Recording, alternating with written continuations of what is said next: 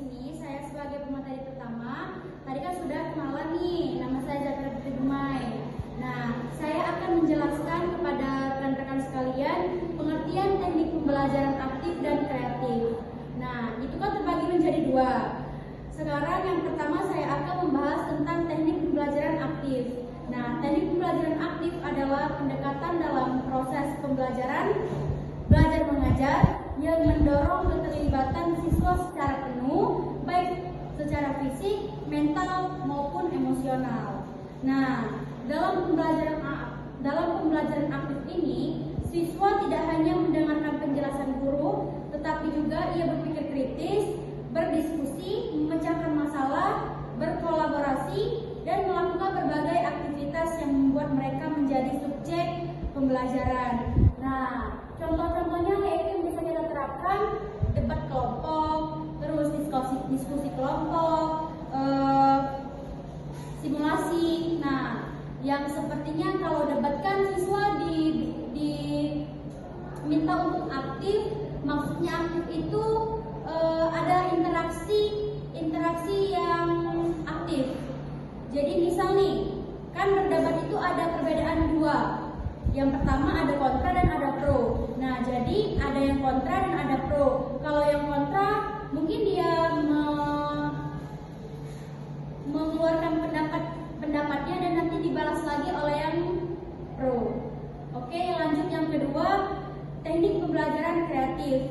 Nah, teknik pembelajaran kreatif adalah pendekatan yang menekankan pada penggunaan ide-ide inovatif dan pendekatan yang tidak biasa dalam mengajar dengan tujuan membangkitkan rasa ingin tahu siswa, meningkatkan motivasi, dan merangsang daya pikir kreatif siswa. Nah, guru menggunakan metode yang bervariasi dan menyenangkan agar suasana kelas menjadi hidup dan inspiratif.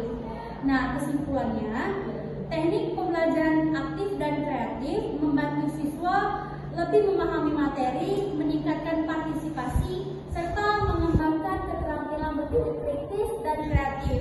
Nah, teknik ini juga membuat proses pembelajaran lebih menarik dan bermakna. Baik, di sini saya sebagai pemateri kedua yang membahas teknik pembelajaran aktif. 1. Diskusi kelompok, seperti siswa dibagi menjadi kelompok-kelompok kecil untuk berdiskusi tentang topik yang ditentukan oleh guru atau dosen-dosen tersebut. Yang kedua, presentasi. Siswa diminta untuk mempresentasikan hasil diskusi atau penelitian mereka yang mereka laksanakan. Yang ketiga, permainan edukatif. Siswa permainan yang dirancang untuk mencapai tujuan pembelajaran tertentu. Yang keempat, proyek. Siswa bekerja dalam proyek yang memerlukan mereka untuk menerapkan pengetahuan dan keterampilan yang telah dipelajari oleh siswa tersebut.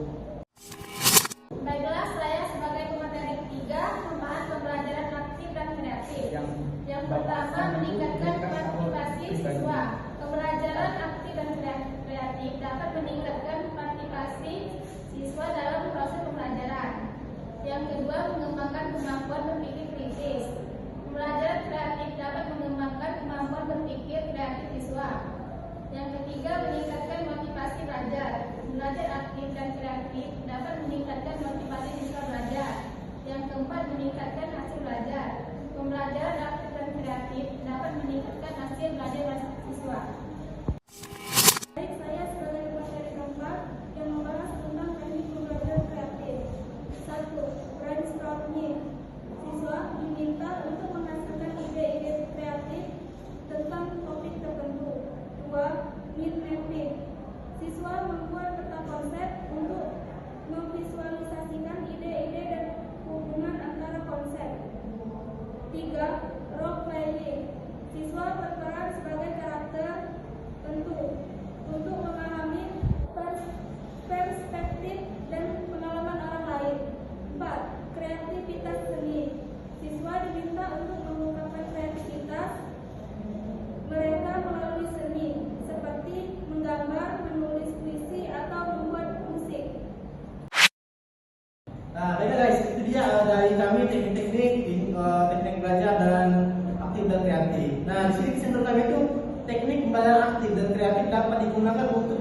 partisipan, siswa mengembangkan kemampuan berpikir kreatif, meningkatkan motivasi belajar dan meningkatkan hasil belajar oleh guru. Karena itu, guru dapat menggunakan teknik pembelajaran aktif dan kreatif dalam proses pembelajaran untuk mencapai tujuan pembelajaran yang lebih efektif.